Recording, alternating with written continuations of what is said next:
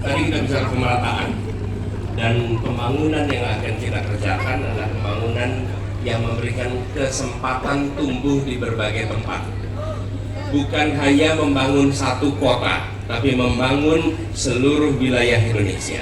Dan itu artinya kita akan meningkatkan 40-an kota di seluruh Indonesia, dan salah satunya adalah Samarinda. Wah, apa nih Pak? Apa nih? Bahkan ini kita siapkan ini. Waduh. Siap. Samarinda sebagai satu dari 40 kota maju Indonesia.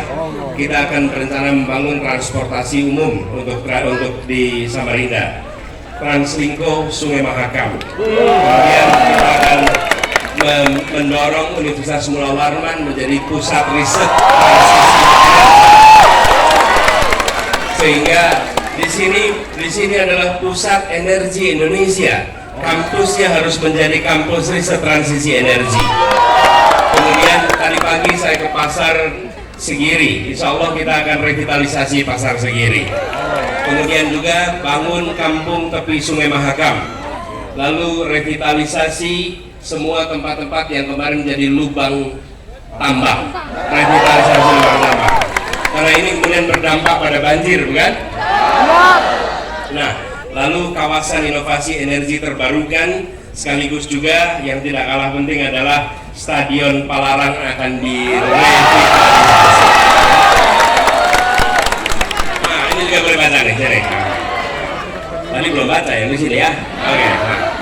Jadi, teman-teman sekalian, yang hendak kita bangun adalah upgrading kota ini, supaya dia bisa menjadi kota yang menggerakkan perekonomian yang ada di Kalimantan Timur. Yang tidak kalah penting untuk kawasan Kalimantan Timur, konektivitas, bagaimana transportasi air dan transportasi darat dibangun sehingga warga di mana saja bisa menjangkau ke Samarinda dengan mudah. Oke? Nah, itu kira-kira jawabnya. Waktunya habis. Luar biasa, kita kasih tepuk tangan dulu dong. Pak, masih semangat ya Pak ya? Semangat terus. Masih semangat. Panas dikit nggak ngaruh lah ya. Atau mau joget dulu Pak? Enggak ya? Enggak ya. Oke teman-teman, kalau gitu langsung aja kita nggak perlu berlama-lama lagi, kita akan masuk ke segmen 2. Jawab please.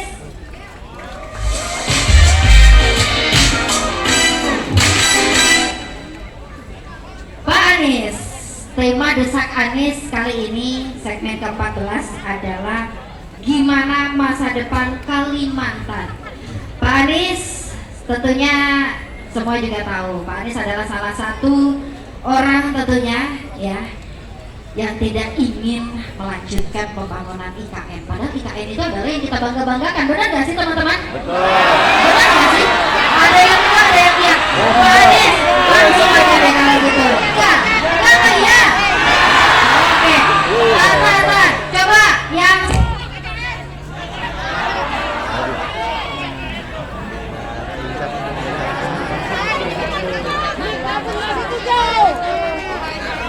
lampunya nyala.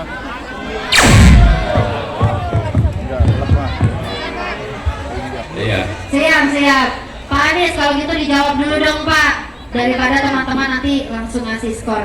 Silakan Pak Anies, 2 menit dari Bapak berbicara. Oh iya, pertanyaannya Pak, kan IKN ini kan adalah kebanggaan sebagian orang.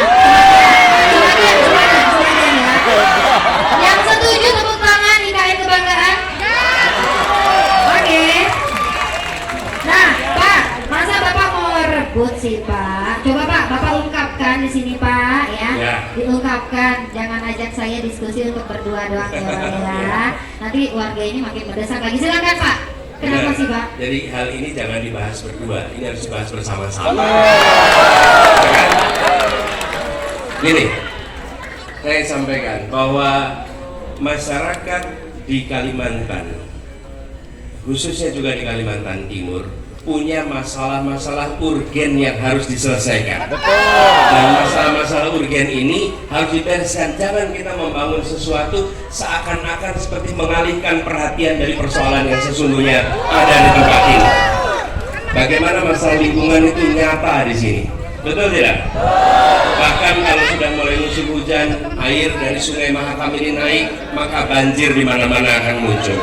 Jadi saya melihat ada kebutuhan yang harus diselesaikan yang lebih urgen daripada membangun satu tempat yang hanya digunakan untuk kegiatan pegawai pemerintah. Bukan pusat perekonomian, tapi pegawai pemerintahan yang akan di situ. Di tempat lain nggak merasakan apa-apa. Itulah sebabnya saya katakan, bukan soal menolak atau tidak. Anggaran kita terbatas, mari kita gunakan anggaran itu untuk membangun yang senyatanya dibutuhkan oleh masyarakat di Kalimantan. Salah satunya, bayangkan kami berencana untuk membangun jalur yang membangun kereta api dari Pontianak, Palangkaraya, Banjar, Balikpapan, Samarinda, dan sampai ke atas, supaya Kalimantan ini tersambungkan. Hari ini Kalimantan itu tidak tersambungkan, betul tidak? Untuk pergi ke Banjarmasin harus terbang ke Surabaya. Dari Pontianak untuk pergi ke sini harus terbang ke Jakarta. Kenapa? Karena tidak disambungkan satu kesatuan. Begitu transportasi tersambungkan, perekonomian tersambungkan, maka kemajuan akan terjadi di Kalimantan. Oke. Belum lagi bicara pendidikan. Kita menyaksikan datanya ada puluhan ribu sekolah rusak di Kalimantan. Apakah itu perlu dibiarkan? Itu harus dibangun. Selama kita tidak fokus pada pendidikan, jangan harap masa depan anak-anak kita menjadi lebih baik. Lalu kesehatan. Jadi hal-hal mendasar ini yang menurut saya jauh lebih penting. Saya ingin sampaikan, bagi sebagian orang di Jakarta sering tidak bisa membedakan mana keinginan, mana kebutuhan. Betul tidak? Saya bersyukur masyarakat Samarinda bisa membedakan mana keinginan, mana kebutuhan. Yang kita harus selesaikan segera adalah kebutuhan kita. Keinginan kita punya macam-macam, tapi bereskan dulu kebutuhannya. Dan saya percaya bila kebutuhan dasar itu dari mulai pendidikan, kesehatan, mobilitas, transportasi, lingkungan dibereskan, insya Allah Kalimantan akan maju, rakyatnya akan merasakan kesejahteraan. Dan bukan hanya satu lokasi, tapi semua lokasi yang ada di Kalimantan. Tempat ini terlalu kaya untuk penduduknya merasa miskin. Itu jawabnya. Oke, kita kasih tepuk tangan dulu dong. Luar biasa. Tapi ngomong-ngomong tentang Samarinda Pak, kalau kita menghadap ke belakang, dari tadi sudah banyak tongkang-tongkang batu bara yang lewat ya. Waduh, sudah banyak tongkang-tongkang batu bara yang lewat. Pak Anies, Samarinda ini tentunya salah satu yang melapangnya itu adalah energi fosil, salah satunya adalah batu bara Pak. Tapi saya dapat kopi sambil minum boleh? Boleh. Nah, silakan. Pendapatan dari batu bara itu tentunya juga penting ya Pak ya. Tapi Pak masih ada side effect-nya, masih ada efek sampingnya, apalagi di lingkungannya. Tapi Pak Anies, kalau saya desak Bapak untuk jawab saat ini juga, tapi setelah hirup kopi ya, setelah hirup kopi, menurut Bapak solusi apa yang akan Bapak upayakan agar batu bara ini tetap menghasilkan keuntungan, namun Pak lingkungan tetap terjaga? Satu, tentang batu baranya sendiri, menurut saya harus ada sistem bagi hasil yang lebih adil sehingga masyarakat di sini bisa mendapatkan yang setara. Satu. Kemudian yang kedua, transisi menuju energi yang ramah. Kita tahu bahwa batu bara ini ketika diolah, diproses, dia menghasilkan residu berupa polusi udara. Dan polusi udara itu yang kemudian membuat banyak kawasan menjadi kotor. Dan itu udara yang bisa digeser oleh angin sehingga jadi kena di banyak tempat. Oke, di Jakarta salah satu yang kena dampaknya itu. Nah, transisi menuju energi terbarukan tidak bisa gegabah. Kenapa tidak bisa gegabah? Proses transisinya harus dirancang dengan benar. Karena itu bila setelah misalnya kami bertugas, maka kami akan ajak bicara pelaku industri pengolahan batu bara untuk duduk bersama menyiapkan roadmap transisi. Transisi itu harus disiapkan. Kenapa? Ketika nanti ada penggunaan energi terbarukan, kita harus memikirkan lapangan pekerjaan bagi mereka yang selama ini kerja di sektor batubara. Bagaimana dengan supir-supir truknya? Bagaimana dengan pelatongkangnya? Bagaimana dengan orang-orang yang bekerja di sekitar tambang? Tidak bisa kita bilang tutup begitu saja, kemudian mereka hidup dari mana? Transisi itu harus dipikirkan. Bukan hanya soal lingkungannya, mereka yang bekerja di sektor pertambangannya. Yang kedua, pergeseran kepada energi terbarukan itu perlu alternatif pengganti yang perlu waktu. Jadi roadmap-nya disusun dengan benar. Karena itu saya berharap Universitas Mula Warman menjadi salah satu pusat untuk kita berbicara tentang transisi energi terbarukan. Jadi proses perpindahannya itu tidak membuat penderitaan bagi mereka yang berada di sektor ini. Yang kedua, terjadinya perpindahan itu dirancang dengan benar. Kita salah satu produsen terbanyak batu bara. Jadi ketika kita bergeser ke sana harus ada proses pergantian yang benar. Nah, kami melihat urutannya seperti itu. Harapannya nanti setelah ada proses ini, maka kita akan punya sumber energi terbarukan yang sesungguhnya. Dan itu mengingatkan pada ini sebenarnya. Ini salah satu figur idola sejak saya masih sekolah dulu. Namanya Profesor Emil Salim. Pak Emil Salim ini adalah seorang pribadi yang saya sepemahaman. Ketika saya kuliah dulu, saya sempat menulis sebuah paper. Judulnya kira-kira begini: bagaimana ekonomi dan ekologi berjalan bersama. Karena ekonomi dan ekologi berasal dari akar kata yang sama, oikos novos dan oikos logos. Dua-duanya tentang bagaimana kehidupan keluarga, rumah tangga itu bisa maju. Nah, jangan sampai ekonomi dan ekologi tidak sejalan. Nah, mengembalikan ini salah satu bukunya. Kemudian saya dapat, ini lain kali kalau dapat buku minta tanda tangan ya. Oh. Nah, ini bukunya saya dapat dari Pak Emil Salim dan bukunya ada tanda tangannya. Terlihat sudah lama ya Pak ya bukunya. Oh ya, udah berwarna ya bukunya. Ini buku lama, tapi saya bawa di sini ketika saya datang Kalimantan, saya bilang kita akan bicara lingkungan hidup. Dan ini salah satu contoh, teman-teman sekalian. Insya Allah ke depan kita akan buat ekonomi berkelanjutan untuk Indonesia, untuk Kalimantan Timur. Terima kasih. Luar biasa, tepuk tangan sekali lagi. Masih semangat? Masih siap mendesak? Kalau gitu, Pak Anies semoga selalu semangat ya Pak ya. Apa Ya. ada yang mau disampaikan dari buku ini Pak? Untuk Bung Anies, semoga buku ini dapat membangkitkan gagasan membawa Indonesia ke alur pembangunan berkelanjutan menuju tanah Indonesia yang lestari. Emil Salim. Luar biasa. Oke, Pak Anies. Oh iya, sabar ya. Kayaknya udah nggak sabar untuk mendesak ya. Kalau gitu tanpa berlama-lama lagi, Pak Anies mohon izin dan juga kawan-kawan, kawal-kawalku seberataan lah. Kita akan masuk ke segmen ketiga, yaitu Tanyain Anies.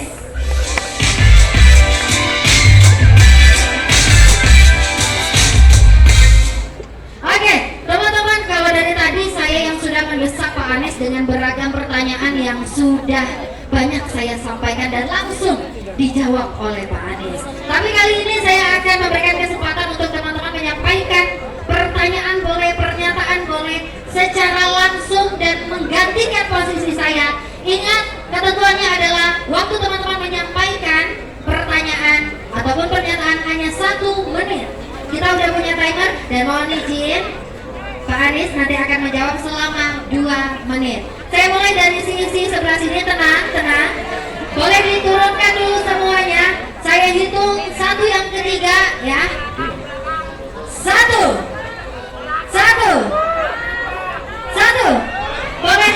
Boleh.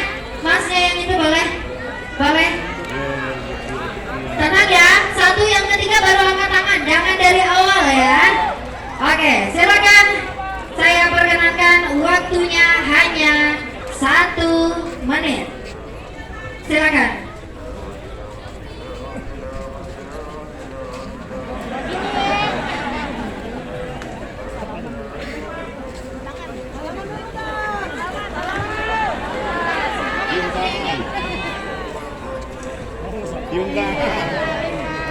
Anies, izin memperkenalkan diri, nama saya Kapten Kareno, saya dari pelajar, saya masih sekolah di SMA Negeri 1 Samarinda. Terima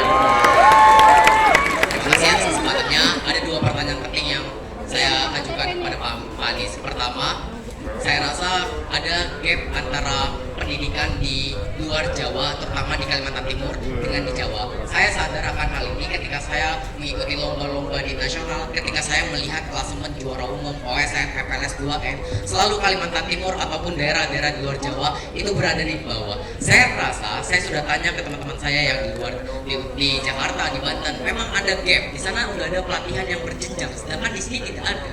Makanya pertanyaannya, bagaimana kebijakan Pak Anies yang konkret untuk menghilangkan gap ini, untuk menghilangkan gap pendidikan ini? Kedua juga soal transportasi umum, Pak Anies, tolong dijelaskan. Saya sebagai pelajar saya melihat banyak anak SMP, anak SMA itu banyak yang sudah pakai motor sendiri karena tidak ada transportasi umum yang terjangkau dan juga murah. Transportasi umum di sini itu sangat mahal, Pak Anies. Saya dari rumah saya Sambutan ke tempat sekolah saya 16 km itu harus membayar Gojek. Kalau Gojek itu 40.000. Sedangkan saya kemarin di Jakarta menempuh dari Rawabelong ke 1.500. Maka dari itu tolong Pak Anies dijelaskan ini apa pakai transportasi umum pakai jam 5 udah berangkat. Maka dari itu tolong dijelaskan agar kecelakaan bagi para pelajar di Samarinda juga berkurang. Ya, oke. Namanya sekali siapa? Kelvin. Kelvin, terima kasih.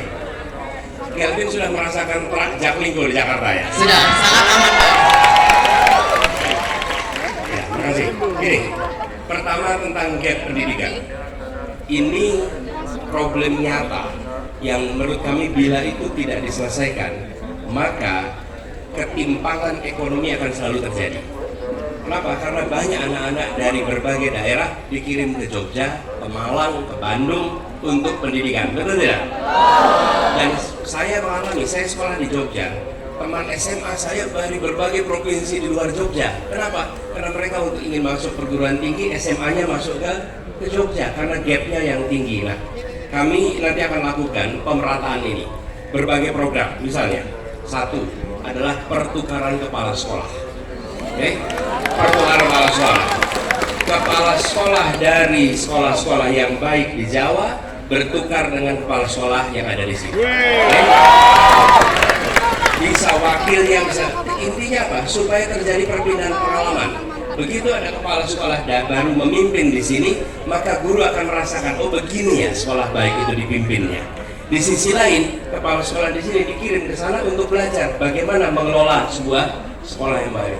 Kunci dari pendidikan adalah kunci kemajuan. Satu adalah gurunya, dua kepala sekolah. Jadi kepala sekolahnya pertukaran. Yang kedua adalah peningkatan kemampuan gurunya dan diseriusi. Diseriusi artinya begini. Di tempat-tempat yang kita pandang perlu ada dorongan peningkatan, kirimkan pelatih, kirimkan program, dan kemudian tingkatkan kompetensi itu. Kami akan lakukan itu di Kalimantan Timur supaya tidak perlu pergi-pergi nanti jauh. Oke. Yang ketiga, siapkan fasilitas belajar yang setara. Apa itu artinya? Misalnya begini, fasilitas internet, fasilitas perpustakaan, buku, sehingga ekosistem belajarnya tumbuh dengan baik, gitu ya. Yang kedua, soal transportasi umum. Ini yang hendak dibangun. Jadi kami melihat keluarga-keluarga itu uangnya habis untuk transportasi. Betul ya? Bensinnya mahal, kendaraan pribadinya juga harus kredit mahal. Kenapa? Ini problem besar di Republik ini. Berpuluh tahun negara hanya memikirkan bikin jalannya. Urusan kendaraannya diserahkan pada keluarga untuk menentukan. Betul tidak? Negara tidak menyiapkan transportasi umum. Transportasi umum itu seakan-akan bukan bagian dari tanggung jawab negara. Yang dibangun oleh negara itu hanya jalan saja. Sesudah itu silakan Anda kredit motor, silakan kredit mobil, saya beri subsidi untuk BBM-nya. Itu negara berpandangan begitu. Saya termasuk yang ingin merevisi pandangan itu. Ya, negara itu harusnya memikirkan transportasi untuk rakyat, bukan hanya memberikan jalannya. Ya, negara harus bangun jalan, tapi negara harus bangun transportasi umum sehingga warga tidak perlu menyiapkan transportasi untuk mobilitas dalam kotanya. Kapan transportasi umum digunakan? Transportasi umum digunakan untuk kegiatan rutin reguler. Rutin reguler. Apa itu rutin reguler? Anak berangkat ke sekolah, anak pulang sekolah, orang berangkat ke kerja, pulang kerja, itu rutin reguler. Kalau kegiatan leisure atau kegiatan hiburan, itu bisa menggunakan kendaraan pribadi. Tapi untuk kegiatan rutin, andalkan fasilitas umum. Jadi insya Allah itu yang akan dibangun di Samarinda ini, supaya penduduk Samarinda satu, ya, berkurang pengeluaran untuk transportasi. Yang kedua, yang tidak kalah penting, produktivitas meningkat. Kalau Anda naik kendaraan pribadi, maka sepanjang perjalanan Anda nggak bisa buka alat ini. Dengan Anda naik kendaraan umum, Anda tetap bisa produktif. Yang ketiga, yang tidak kalah penting, teman-teman, ini sering terlupakan. Transportasi umum itu memberikan perasaan kesetaraan. Kesetaraan. Kenapa? Karena di transportasi umum, siapa saja duduk di kursi yang sama, berdiri di tempat yang sama, antri yang sama, tiketnya sama. Anda datang ke bandara, bandara itu nggak setara. Kalau Anda punya bisnis kelas, Anda menikmati lounge. Iya, betul. Kalau Anda tidak punya bisnis kelas, Anda kelompok reguler. Iya, Pak. Betul tidak? Transportasi umum tidak ada bisnis, tidak ada ekonomi. Semuanya sama, antrinya sama, tiketnya sama, duduknya sama, berdirinya sama, haltenya sama. Inilah instrumen pembangun kesetaraan yang mempersatukan. Karena itu, kenapa kami bangun transportasi umum di Jakarta? Karena Jakarta itu berkelas-kelas. Berkelas-kelas. Office boy dengan CEO nggak pernah satu kendaraan. Office boy naiknya apa, CEO naiknya apa. Betul tidak? Begitu pakai transportasi umum, mereka ngantri yang sama, berdiri yang sama. Untuk pertama kalinya office boy dan CEO bisa duduk berdampingan. Itulah yang kenapa kita gagas transportasi umum. Transportasi umum bukan hanya untuk memindahkan badan dari satu tempat ke tempat lain. Transportasi umum untuk membuat perasaan persatuan yang ada di sebuah masyarakat. Gitu kan? Ya, makasih. Luar biasa. Dengan Mas siapa tadi, Mas? Mas Kelvin, tepuk tangan dulu untuk Mas Kelvin. Siap, boleh. Siap. Oke, kalau gitu kita akan berbalik ke belakang. Aduh, sabar teman-teman. Turun dulu wal. Ingat ya, satu dan ketiga. Jangan dari awal dong, turun dulu wal. Satu. Ibu yang jilbab pink, berkacamata, Mbak. Ya, silakan boleh langsung sesegera mungkin, silakan. Kita kasih tepuk tangan dulu dong. Luar biasa, silakan. Boleh langsung disampaikan pertanyaannya. Maksimal 1 menit untuk dapat disampaikan.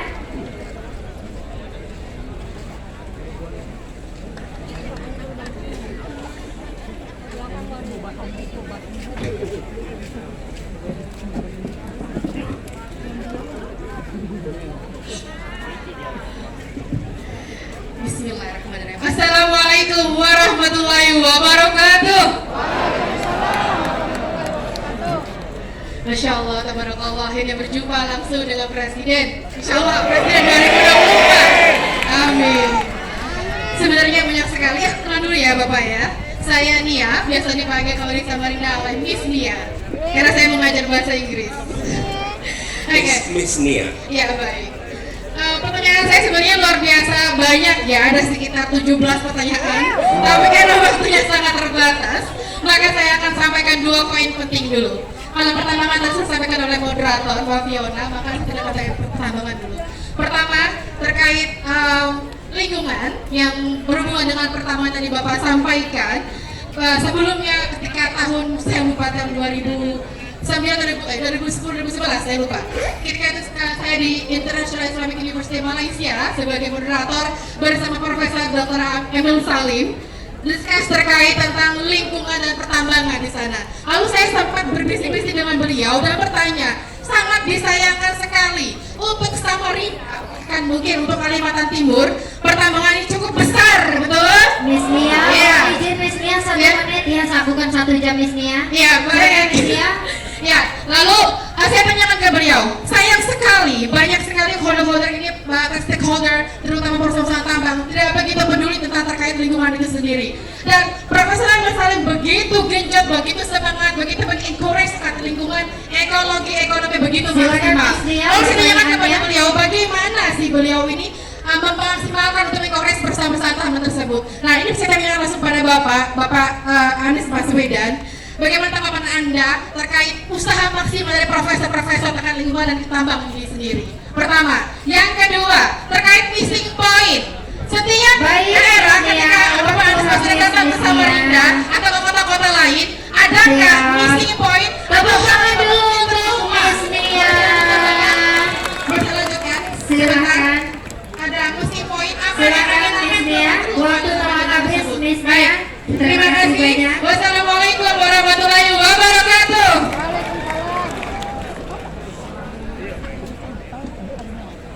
Yang kedua dulu, apa missing point? Justru kami bisa sampaikan di antara 3 pasangan calon presiden, semuanya harus menyusun visi dan misi, betul ya?